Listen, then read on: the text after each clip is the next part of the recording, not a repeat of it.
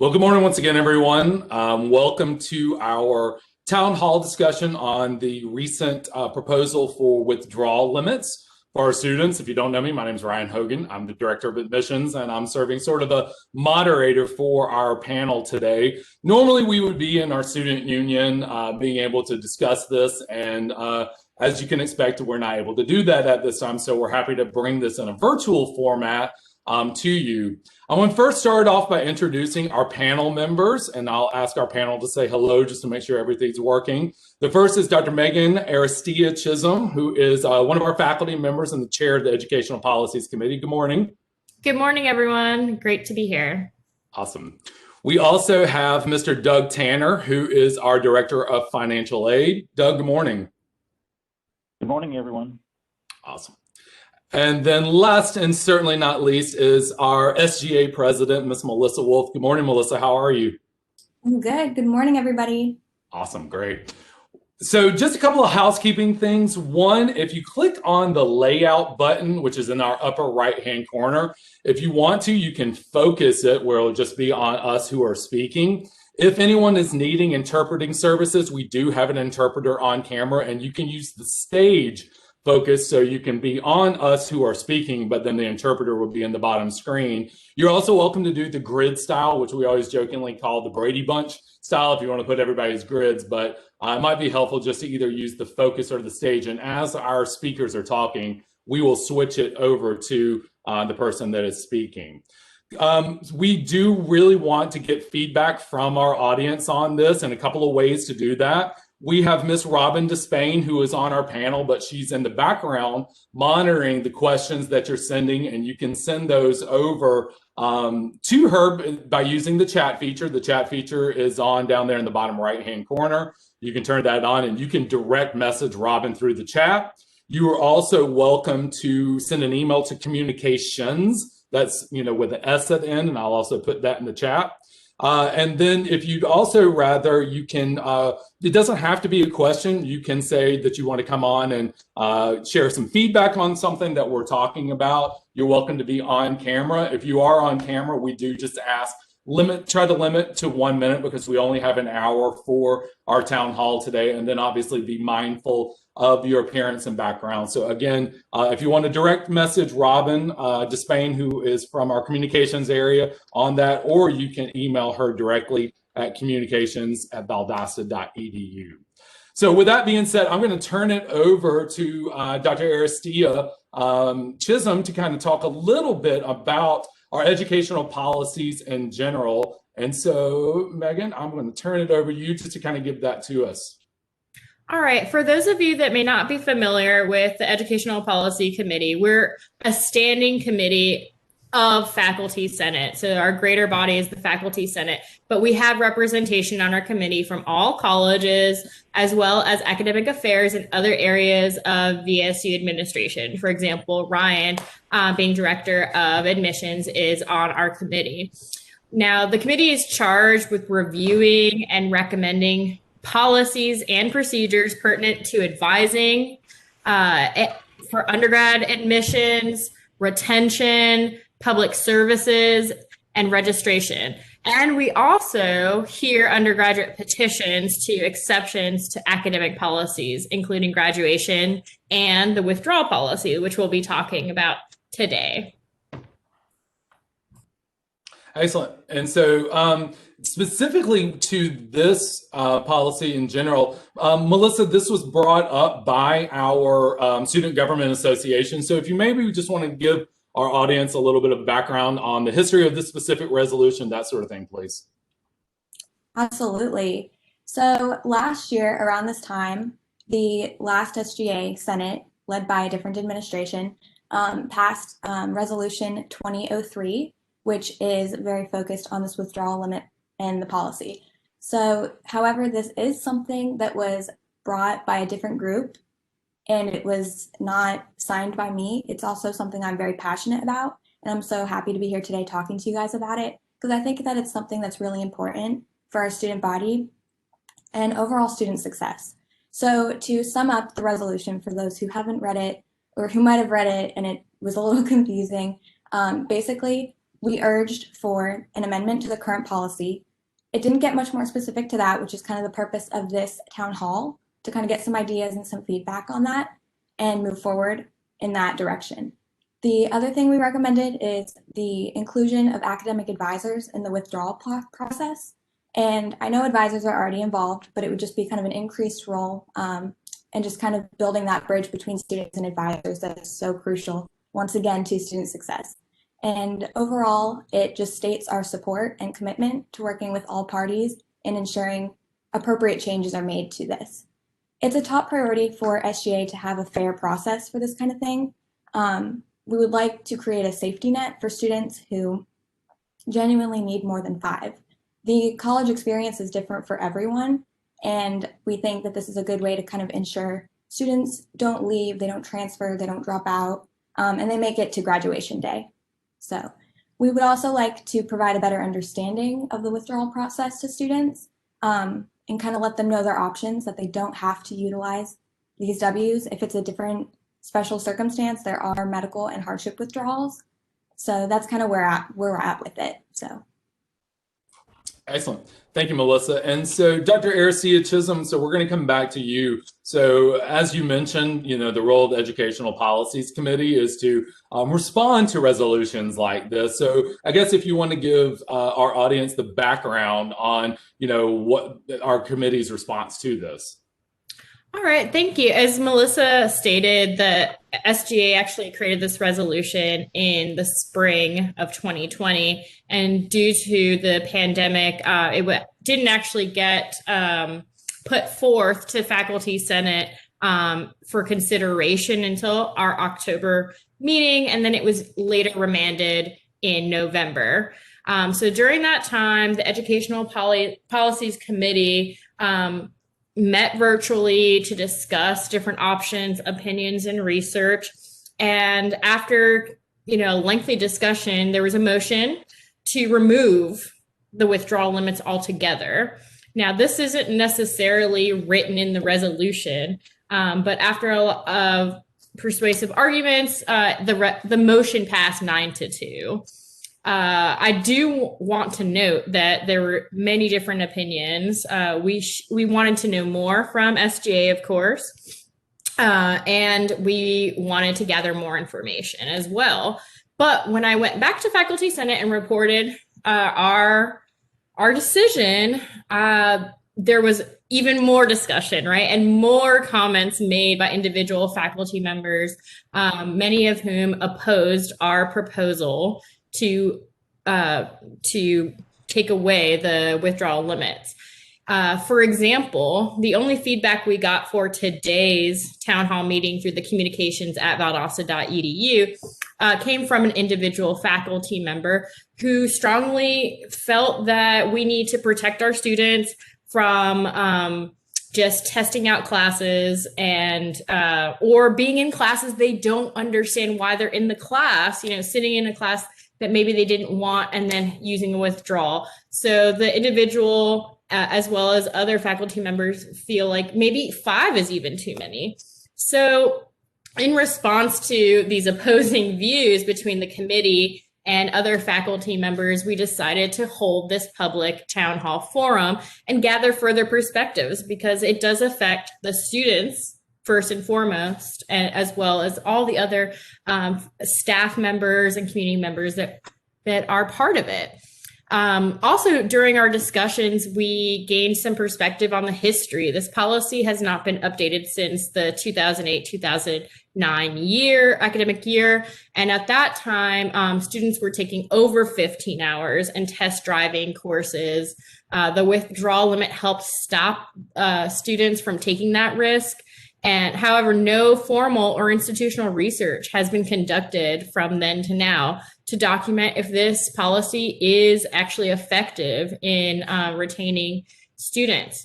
So the pros and cons we came up with: the pros of increasing the limit or doing without just getting rid of the limit would be reducing barriers for students. So we talk about equality and equity, but this would be something that would actually reduced a barrier for students, especially during this pandemic time of uncertainty. It would help us hopefully retain more students and prevent them from transferring or dropping out when they hit that 5 limit. Now, the cons that we identified, the major one is the potential for creating more satisfactory academic progress appeals. And I know Mr. Tanner will speak more to that from financial aid. As far as research, what are the other regional comprehensive universities? There are 4 in our university system. Georgia Southern and West Georgia have limit of 6 withdrawals. Kennesaw State has 8. Okay, so that's what the other 3 comprehensive regional universities in our system are doing. But I do want to note that ABAC and Clayton State University have removed withdrawal limits altogether. So it's not unheard of. And anecdotally from the registrar's office, we know that this isn't a super common occurrence that students go over the withdrawal. However, using the max amount of withdrawals oftentimes leads to attrition, meaning that students will hit the max and transfer or never finish. So if increasing the number of allowable withdrawals is all that the SGA wants, we can do this. There is a logistical concern that has to be noted as far as our system that we use Banner for registration and all that. We use a custom modification that's locally built, and there are some hiccups in making changes. So it's not a straightforward process, and we've already experienced some difficulty in keeping our custom modification. You might have noticed in the past, advisors that are on the call and students alike, that we used to get an email every time a student dropped. We would get an email like, hey, heads up, this student dropped a class, withdrew, and we no longer get those emails. So there is a logistical consideration about making changes to this policy. So that basically summarizes our discussion and kind of the back and forth we got between the Educational Policies Committee and Faculty Senate. Thank you. Thank you so much. So Melissa, coming back to you, so, as these discussions have already happened, you and the SGA team have already kind of talked about some options to consider. Of course, nothing formally, but I think maybe that's important to kind of talk about some of the options that the SGA's already brought up. Yes. So we really appreciate how the discussion went in Faculty Senate and how easy y'all have been to work with. It's been great. But so basically the options that we're kind of playing around with right now are potentially a 3 per year, 10 total, with advisor intervention at 6. So basically this is still the 5 that students get, but once you reach 6 and above, there is conversation, there are questions. And we do realize that advisors are busy. I know how busy y'all are, but so this goes back to the Banner thing, which is a little complicated because technology, but I'm sure that conversations can be had and we can kind of see what it's capable of. But theoretically, it would flag the people that are kind of more at risk when you hit below 12 hours. If you're an international student, going below hours. If you're someone who's kind of hit a red flag that you use them a lot. So basically just keeping an eye on those that are using them and monitoring that. The other option is 3 per year, 12 total, which would be about the 66% financial aid requirement. So that is still being met, which we'll talk about a little bit later on in this. And then another potential option is implementing a course attempt limit. So if you withdrew from English 1101, for example, X amount of times, you would kind of max out on attempts and then reevaluate with your advisor if that's the right path for you. So these are all just kind of some options that we're kind of playing around with. Because personally, and from SGA's point of view, we're not really sure about having no limit. I think that opens up a lot of doors that can get a little messy, a little complicated for everybody. And we haven't seen an influx in withdrawal utilization because people know that they have 5 for the whole time that they're here and they don't want to waste them. That's the feedback that we've received from students over the years. So I'm very hesitant to support completely getting rid of this withdrawal system, but I do think we need to increase the limit for those that need that safety net, like I said, for the student success aspect of it. So basically, we're going to take everything that we kind of talk about here today, all the suggestions, and have a broader discussion again about it with our current SGA and kind of make a more formal recommendation, more specific recommendation. That is the goal that we would like to come out of this with. And once we have that recommendation, we would be more than happy to present it to Faculty Senate, Ed Policies, and the VSU administration.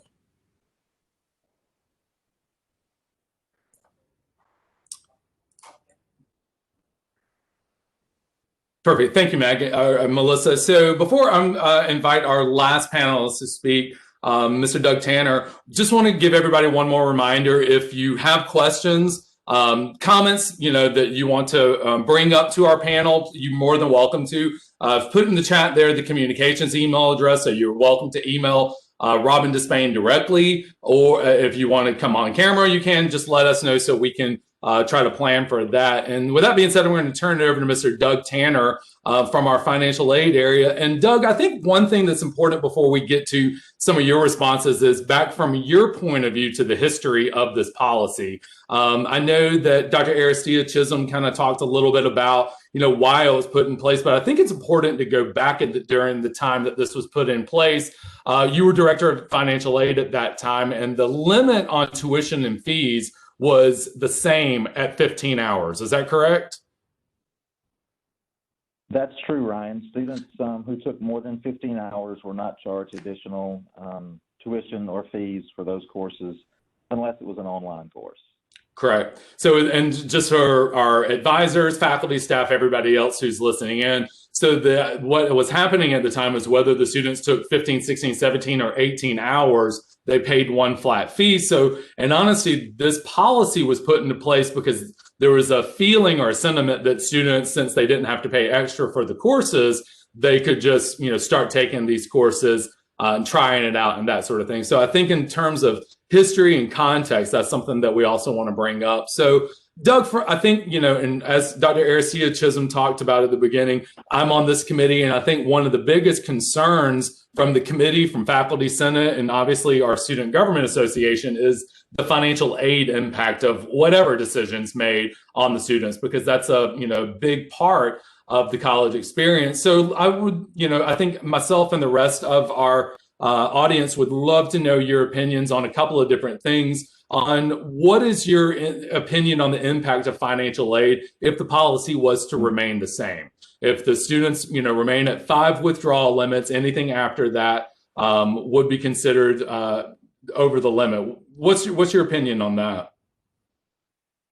Well, first, let me explain the relationship between this policy and the financial aid satisfactory academic progress policy.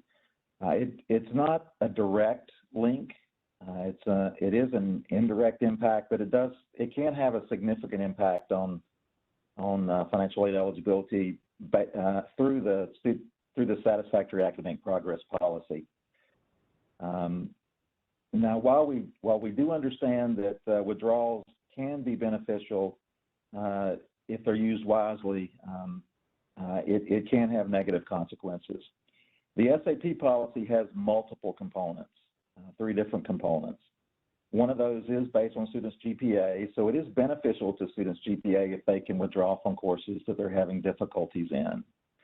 And as long as they do that judiciously, it's not harmful to their financial aid eligibility. But it can have negative consequences if they do it habitually or excessively.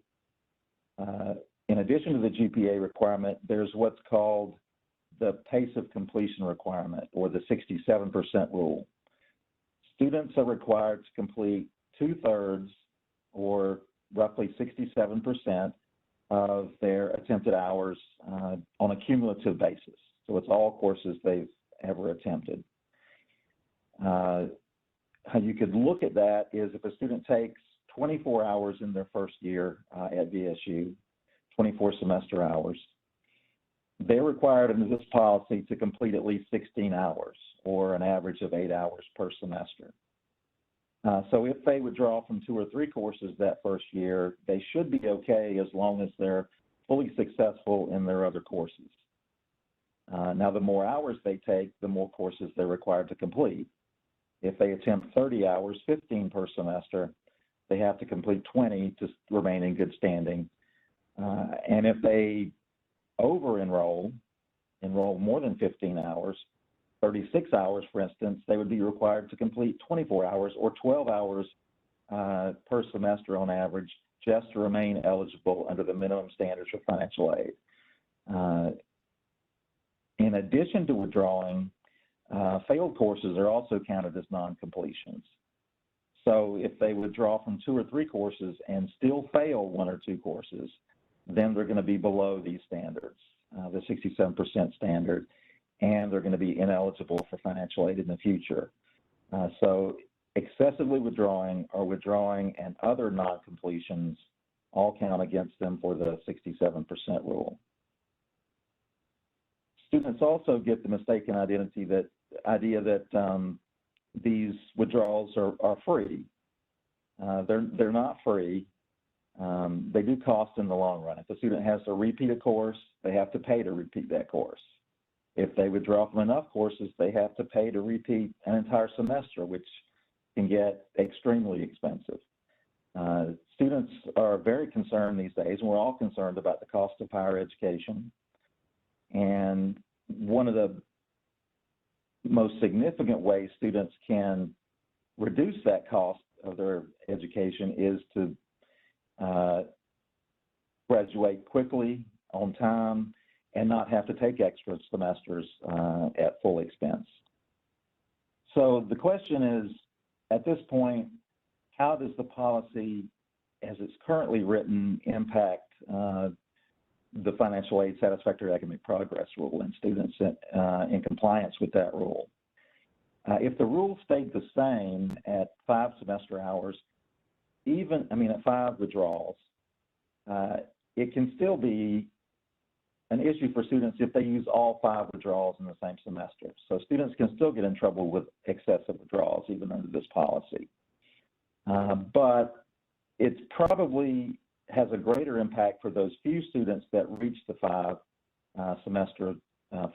withdrawal limit. In those cases, any additional withdrawals are counted the same as an F, and that does impact GPA. So that does have impact for the satisfactory academic progress policy, that portion that is based on GPA. So it can negatively influence those students, have a negative impact. On the other hand, if we do increase the number of withdrawals, that can get students in trouble more often with the 67% rule. If they withdraw excessively for 2 years or 3 years, it can be a problem. The biggest issue are borderline students who start using those withdrawals and are right at the 67% cutoff and then have 1 bad semester. In those cases, the student that 1 bad semester can cause them to have an issue. So more withdrawals gives the students more rope to cause themselves harm with more of an increase. I think removing the policy completely also sends more of a negative message to the students that withdrawals are harmless, and reinforces the idea that they can withdraw as often as they wish. So the answer probably, no matter what policy you undertake, is more information for students, more better knowledge to make wiser decisions academically. And I think that's an area where advising can really come into play and have a big impact on students' satisfactory academic progress and their academic success.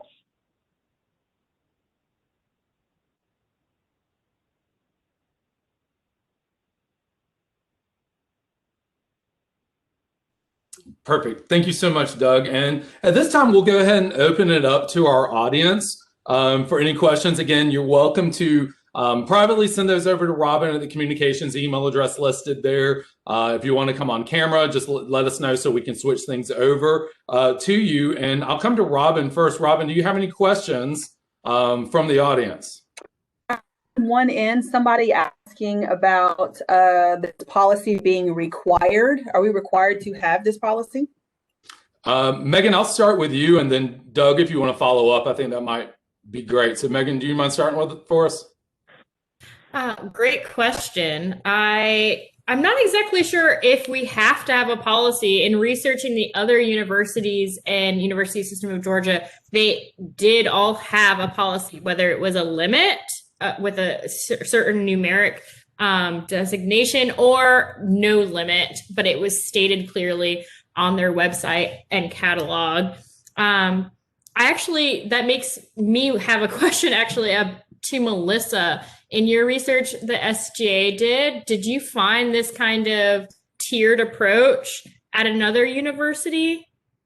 The approach of, during the first few years, there's this limit before it goes to an advisor. Was that something you found somewhere else?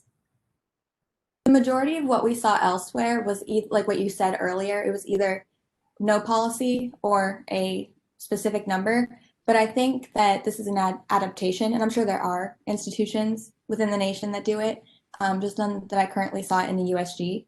I think this is innovative because it adds that element of checking in with students and building that rapport with students and advisors also, which is an added bonus. But I think just having that connection and the opportunity, we would have more withdrawals available. They could do all 9 and really have no consequences theoretically. But I think that checking in prevents us from getting to 8 and 9 and 10. And that would be the goal of it. Yeah, and it does acknowledge that other portion of the resolution. There was a portion of the resolution in which, getting the advising team more involved in the withdrawal process is part of it. Because right now, a student can just go online and drop, right? They can just withdraw. They don't need to have a conversation. Is that correct? Okay.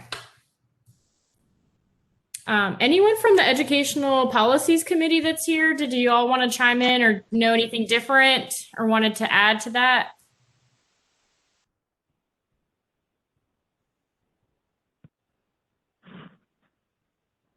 I'll turn it over to Doug. Thanks. Okay, thank you. As far as requirement for the policy, the satisfactory academic progress policies are required under the Title IV regulations of federal financial aid. But there's not any requirement per se to have a limitation on withdrawals. The policy was just there originally intended as a support for one of the things is as a support to encouraging satisfactory academic progress. Prior to the current 5 withdrawal policy, VSU had no withdrawal limits. So those who aren't familiar, the policy was brand new when it was enacted. I believe we said 2008. Excellent. Thank you, Doug, for that. Chad Doherty, I see that you have your hand raised. I don't know if you did that on purpose or you're saying hello or if you want to chime in here. Yeah, no, thank you. I did do that on purpose. Just kind of a couple of bigger picture thoughts, and all these things that Doug talked about, are certainly reasons for us to strongly, recommend that there be some sort of defined policy. But one of the things that comes to mind is a lot of schools, do a little research on my own, have come up with different policies, and it is connected to retention rates. And so, for example, during my prior time at a former school that I worked for was a private school, we really struggled with retention. So the approach that we did was that a student had to meet with an advisor anytime they wanted to withdraw. The student actually was unable to withdraw themselves. Now, that's a whole other extreme to that, but they established there was such a big problem that students weren't understanding the long-term effects. And so they felt that it was absolutely critical that as an institution of higher learning, that they help the student to inform them, educate, because we have to remember our purpose here is to educate students. And so we have a role of making sure that they understand that we know bigger picture things, and we have to be able to provide that to them. And so right now, with the way things are, if you do have two different extremes where a student can kind of make their own decisions and do that right now with our five withdrawal policy. And of course, if you were to go the other extreme and say it's unlimited, and the student be able to do that fully through Banner, they run that severe risk of not having that interaction. And so there could be some value to setting a limit that once you hit that point that a student can't do it on their own anymore, that would require, as I think Melissa said, that some sort of intervention. Not to say that it's out of the question that they can't do it, but they have to have more of an approval from that level. So I just kind of wanted to share, because I do have a lot of experience in that, and seeing it two different extremes, seeing a extremely hands-on policy where no student can make that choice on their own, that they've got to have that one-on-one professional educational guidance. And then, of course, you have where they can go in on their own and do that without any intervention. So I think that just from a philosophical standpoint, from who we are as a post-secondary institution, that we are here to educate the students. And a lot of that is helping them to understand bigger picture. And so I just wanted to note those things, because as we make these considerations, ultimately, in order to make a decision in the best interest of the students, sometimes that is not always what they might see as their best interest. Well, I should be able to withdraw from as many classes as I want. But as we've all kind of shared, that may not be beneficial, and often is not beneficial for them to do so. So I think that's kind of bigger picture stuff from there. And thank you. And quick introduction, if you don't know Chad Daugherty. Chad Daugherty is our Assistant Director of Financial Aid. So I want to make sure everyone knew who he was. So just to keep the conversation going, keep the questions coming. I know there was a lot of talk about advisors and the advisor's role in this. I see we have some advisors here, so we would love to hear from you. Just as a note too, sort of the next steps from here is that we're having two town halls. Obviously, one is today at 10 o'clock, and we'll be holding another one Thursday at 4 o'clock. From there, the Educational Policies Committee will take the minutes, take all the feedback from this, and take it back to the Faculty Senate to review, again, the mandate that we were given on let's seek feedback from the campus community. And so we would really appreciate feedback on some of the points that we brought up today. I know we've got some faculty in here as well, so please don't be shy. If y'all have anything to share with us, we would really appreciate it. A new feature that I didn't even realize is that there is a hand raising feature. So if you want to go to the participants and right click on your own name, you can say raise your hand, and Robin and I will be monitoring those as well. With that being said, we do have our Vice President of Student Success, Dr. Rodney Carr, with us. We'll switch over to him to give us his thoughts on this. Well, good morning to everyone. Hopefully we're off mute. I think we are, so good. That's the first question of all these meetings. Can you hear me? Can you hear me now? It's the old Verizon commercial. All right, so we've been in conversation with SGA and with Faculty Senate and Rob Friedhoff and a lot of our advising team also. This was a policy that was created in a time when if you don't have any limits, I know that was a question, do you have to have a policy? If you don't have any limits whatsoever, that is truly can create a little bit of an issue, especially with, as Mr. Tanner talked about, that completion ratio for the satisfactory academic progress in federal financial aid. W's are better than F's, and WF's, of course, with GPA. So those do count. I do think our Student Government Association has done a lot of research on this. They've had a lot of conversations, and Melissa presented a couple of great options. Some of those options being with after 3 withdrawals, there's an intervention with advisors. In fact, you've heard Chad talk about advisors. You've heard Doug Tanner talk about advisors. Truly getting the right information into the student's hands, because more than likely, the average student has no idea that we have a 5 withdrawal policy until the time they try to have their 6th withdrawal. And then they're told that they can't, and they're going to have to get an F. And then that goes into a whole nother graduation GPA impact and those kinds of things. So to be honest with you, I think Melissa's presented a couple of great options that we need to consider. our advising team, we're here to help any way that we possibly can, especially with our faculty and pulling some of that load off and getting that information to those students, because some of them do try to withdraw from courses a little bit early. When we can do some academic intervention, they know all of those, and we can make some interventions when we know about those.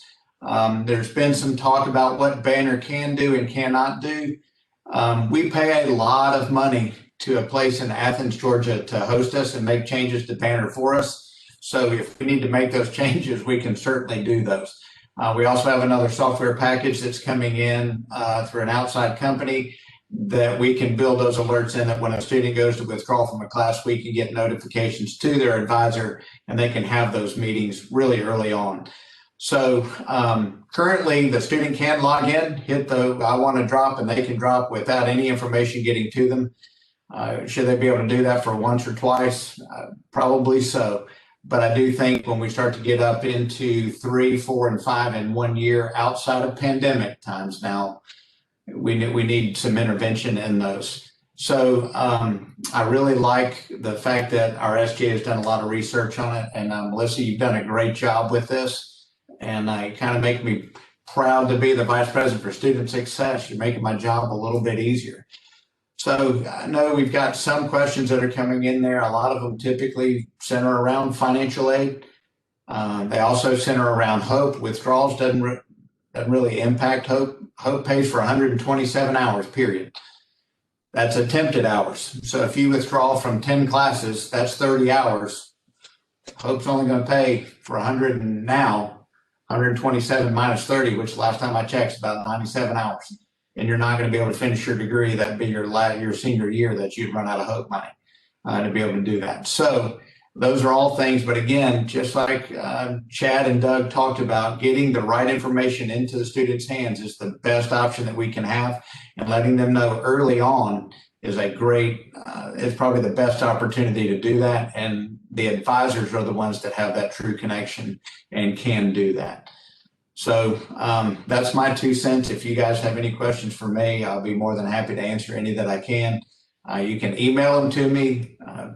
You can ask in here. You can do it either way you want to. Great. Thank you, Dr. Carr. There was a question that just came up while you were speaking, Dr. Carr, about can we send an automated message at the first instance of withdrawal that the student has one less number of remaining withdrawals left. And I think Dr. Carr said this perfectly, is that, we do have a system that we can use, and all it takes is a request. How long that might take come in, but that can, and I'm sure that's something. Dr. Carr, anything you want to add to that? No, it's a great comment. It's a great idea to notify the student that the countdown has kind of started. Yeah. To put that information in there. It will make them aware. There is one in the Carr family that is sitting at three withdrawals right now.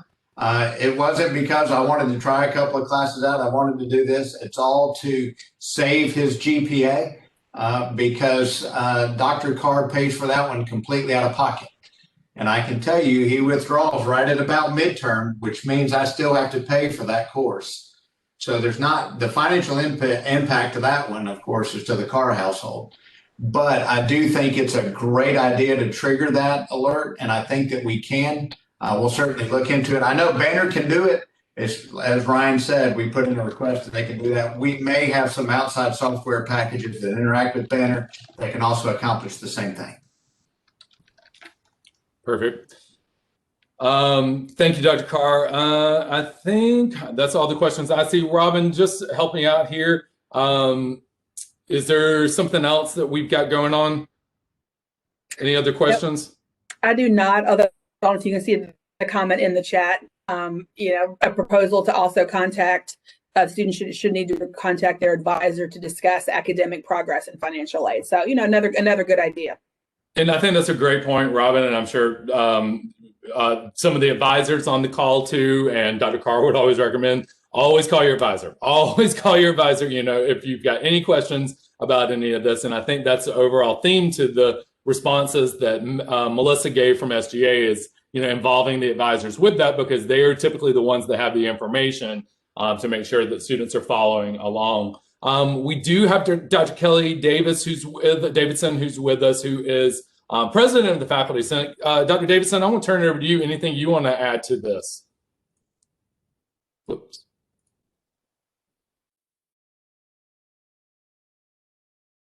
You're muted, Dr. Davidson, sorry. You'd think I'd have the hang of that by now. We're coming up on the year mark. I think we're all safe until the year mark. Okay, good.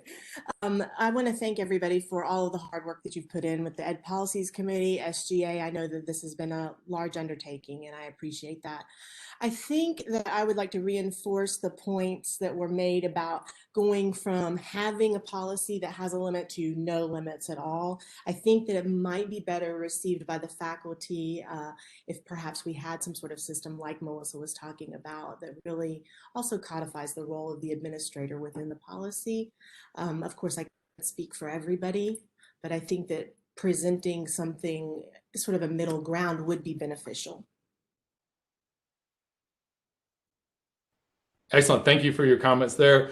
I think we've gone over all the questions, the comments that we've got. I'm going to bring it back to Dr. Aristia Chisholm. Anything that you want to add to this, just to sort of wrap us up?